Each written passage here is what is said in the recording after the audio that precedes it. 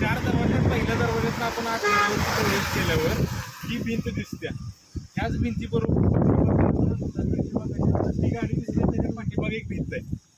ही भिंत एकमेकाला जॉईंट होती.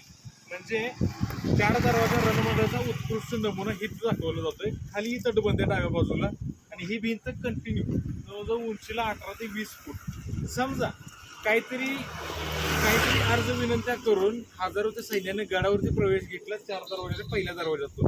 आणि इथं दोन्ही बाजूला मोठी तटबंदी भिंती असल्यामुळे हे रणमंडळ इथं येतंय. इथं त्यांना कोंडलं जाते. पहिल्या दरवाजातून जरी एंट्री घेतली असेल तर दुसऱ्या दरवाज्यात त्यांना इथं अडवता येत होतं. म्हणजे गडात एंट्री करताना जवळजवळ 4 ते 5 खाली बुधवार पेठेत पहिल्यांदा 5 वेळा व्हेरिफिकेशन होणार, त्यांची छाननी पडताळणी होणार, त्यांना चेक केलं जाणार, तेव्हा गडावरती एंट्री होणार.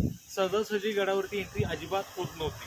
जरी समजा कोणाला तरी आगाऊपणा करायचा ठरवला तर ह्या रणमंडळामध्ये वर्ण तोप, दगड, उकळलेलं पाणी, तेल किंवा जाळ लावून ह्यांना हिथं अक्षरशः त्यांची राख केली जायची.